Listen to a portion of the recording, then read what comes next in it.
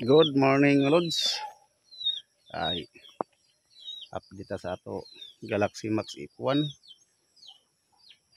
Kalimang harvest na ta karon mga Lods. Mga natag-harvested, mga naka-harvest rata og 60 kilos. Gamay-gamay ra ato harvest karon mga Lods kay nadaot ang aton ang palaya sa kuan. Hangin nga habagat nya siguan. Nasakpan sa punjay. Next harvest ato mga Lods, mga Martes siguro. Nag-apply na tayo ni og mga tambal mga Lods. Mayo unta og maulian. Gamit na tayo ni og manata na gamit og Fujitox. Daitin para sa atong fungicide.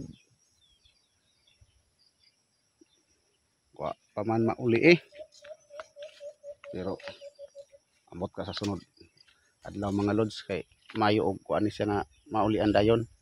Tanom ba yan bintag tao pa ni mga Lods kay makasabot ta og asa dapit ang tambalon na may mga leaf spot ning aton mga dahon mga Lods. Pero okay pa man siya mga Lods kay lima pa man karbisan. Ang pruning nga sadta ubos. Una na to gipabunga ning ubos mga Lods kini sa katay na pamanggali ubos na pabunga. Pagtanaw na to nga mura og wa na kasi sa bunga dinhi sa yang bungbong diri na sa ibabaw nagfocus tag pabunga na sad mutong naglimpyo pa diri nag kuha tag mga side shoot og dahon para ang iyang abono muditso na lang nga sa ibabaw para maiban-ibanan ang bahog. Ligod na to mamaklikayan ang bahog na agud gyapon na perminti. Nya nag-apply na tayo ni abono nga asin nga may chlorine.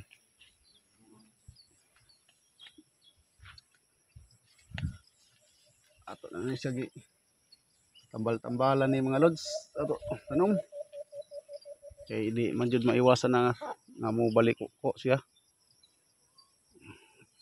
Natural man gyud siguro ni kay mo man sa panultihon nga mga Lods nga sa usa ka bulig nga lubi namang gadyoy buang. Thank you Lord na tay nakaharvest sa tagkalima nga 200 kilos na ang aton na deliver tanan 200 kapin nga Martes pohon adto na lamang og napoy 50 kilos kaabot ig mga sa 1,000 kilos tanan di pa ma unsa ni di pa ma kuan ang atong palya ay daghan gadug mga bawgod mga Lods kay nangasay. Diya sa tay talungan. So, nya magpakaon ta mga Lods karon. Paabot pa ta sa ato abono. Da. Kay pakaon. So. Kaya nga manuka. Ana nagdagpo na mo kay. Tapos na. Bye mga Lods. Bye-bye. Salamat.